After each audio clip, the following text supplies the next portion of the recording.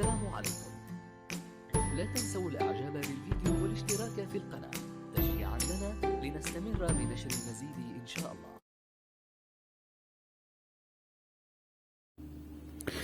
بسم الله الرحمن الرحيم.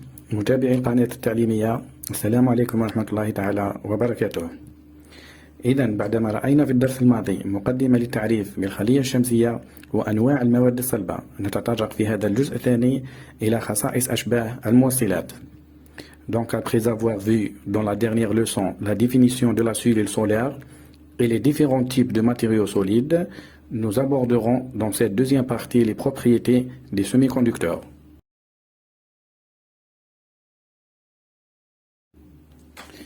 Tout d'abord, pour comprendre bien le principe de fonctionnement d'une cellule solaire, on doit connaître les points suivants.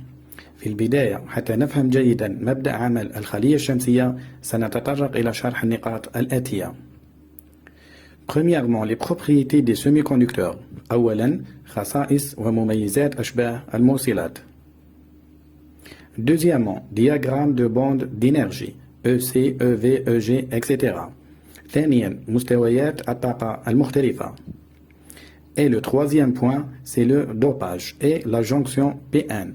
وثالث نقطة مهمة أيضا وهي ما يعرف بالإشابة أو التطعيم ووصلة الموجب والسالب PN. Troisièmement, propriété des semi-conducteurs. خصائص أشباه الموصلات. A. Définition des semi-conducteurs. تعريف أشباه الموصلات. Alors, parmi les semi-conducteurs les plus connus, nous présentons le silicium Si et le germanium Ge de la quatrième colonne du tableau périodique. Ces deux porteurs sont constitués d'atomes identiques. إذن من بين أشباه الموصلات الأكثر شهرة نقدم السيليكون Si والجرمانيوم Ge من العمود الرابع من الجدول الدوري للعناصر. يتكون هذان العنصران الناقلان من ذرات متطابقة. Mais d'autres semi-conducteurs, comme l'arsenure de gallium, sont constitués d'atomes d'éléments différents, le germanium de la troisième colonne et l'arsenure de la cinquième colonne. Une configuration de ce genre de semi-conducteurs donne accès à des propriétés électriques et optiques que les semi-conducteurs purs ne possèdent pas. لكن البعض الآخر من أشباه الموصلات أو أنصاف النواقل مثل الأرسنور دو غاليوم يتكون من ذرات من عناصر مختلفة. الجرمانيوم من العمود الثالث ومن العمود الرابع نجد الأرسنور. تكوين هذا النوع من أشباه الموصلات المركبة يوفر الوصول إلى خصائص كهربائية وبصرية لا تمتلكها أشباه الموصلات النقية.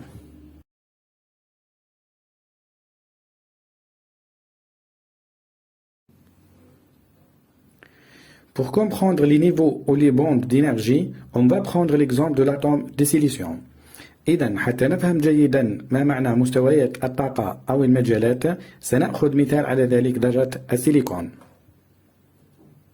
Dans n'importe quel atome, il contient des couches qui entourent le noyau. Ces couches sont appelées des orbites. La dernière couche dans l'atome s'appelle la couche périphérique ou la bande de valence EV. Elle est toujours remplie par des électrons. أي ذرة تتكون من مدارات تحيط بالنواة يتواجد فيها إلكترونات على حسب كل مدار. المدار الأخير في الذرة يسمى الطبقة المحيطية أو مستوى التكافؤ EV وهي مملوءة دائما بالإلكترونات.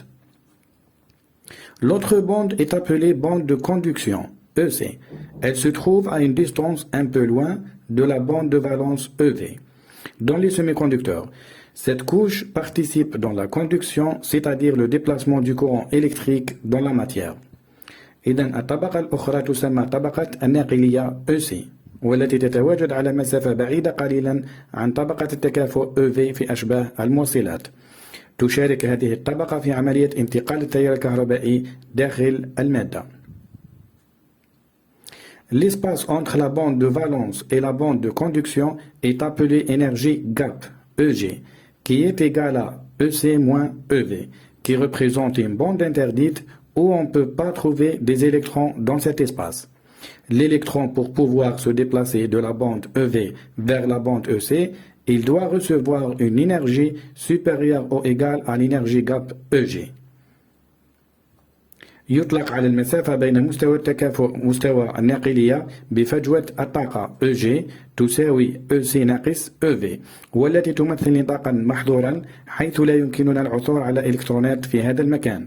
من أجل انتقال الإلكترون من مستوى EV إلى مستوى EC يجب أن يتلقى طاقة أكبر أو تساوي من قيمة EG.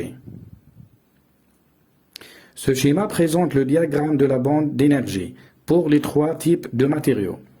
On voit que pour les conducteurs, un chevauchement de la bande de conduction avec la bande de valence. Donc, il n'y a pas de l'énergie gap. Pour les semi-conducteurs, l'énergie gap est petite, dans les environs de 1 électron-volt. Pour les isolants, cette énergie gap est très grande, plus de 9 électron-volts, d'où l'électron ne peut pas franchir ce gap. يوضح هذا الرسم البياني مخطط نطاق الطاقة للمواد الثلاثة، ونرى أنه بالنسبة للموصلات يتداخل مستوى الناقلية EC مع مستوى التكافؤ EV، لذلك لا توجد فجوة طاقة EG. بالنسبة لأشباه الموصلات EG تكون صغيرة نسبيا حوالي 1 إلكترون فولت، وبالنسبة للعوازل فإن EG تكون كبيرة جدا أكثر من 9 إلكترون فولت، حيث لا يستطيع الإلكترون عبور هذه الفجوة، بالتالي لا يمكن انتقال التيار الكهربائي. Un semi-conducteur est donc un isolant, mais qui peut devenir un conducteur très facilement en excitant les électrons de valence par l'une des méthodes suivantes. مبدئيا أشباه الموصلات هي عبارة عن عوازل، لكنها يمكن أن تصبح ناقلة بسهولة، وذلك عن طريق إثارة الإلكترونات الموجودة في مستوى التكافؤ داخل هذه النواقل. هذه العملية تكون بإحدى الطرق التالية. Premièrement, par la température, c'est-à-dire on augmente la température en chauffant le matériau. Ce phénomène est appelé l'agitation thermique. أولا حسب درجة الحرارة، وذلك بزيادة درجة الحرارة عن طريق تسخين المادة من أجل تحريك الإلكترونات داخلها، وتسمى هذه الظاهرة بالتحريض الحراري. Deuxièmement, par l'éclairement. En éclairant le matériau semi-conducteur, un phénomène est appelé le photoélectrique. ثانيا عن طريق الإضاءة، وذلك بتعريض مادة أشباه الموصلات إلى الضوء، وهي ظاهرة تسمى الكهروضوئية. ثالثا par la tension, ou en appliquant une tension électrique bien définie qui va faire déplacer les électrons. ثالثا عن طريق الجهد، حيث يتم تطبيق جهد كهربائي محدد على أشباه الموصلات، مما يجعل الإلكترونات تتحرك. Voilà donc, c'était la leçon de cette vidéo. J'espère que vous avez pris des informations. Si vous avez des questions, n'hésitez pas de m'écrire sur les commentaires. Merci, à la prochaine vidéo. متابعينا الكرام، إذا كان هذا هو درس اليوم. أتمنى أن يكون مفيدا لكم وأن تكونوا استفدتم من هذه المعلومات. إذا كان لديكم أي أسئلة فلا تترددوا في الكتابة لي بالتعليقات. شكرا، نلتقي في الفيديو القادم بحول الله.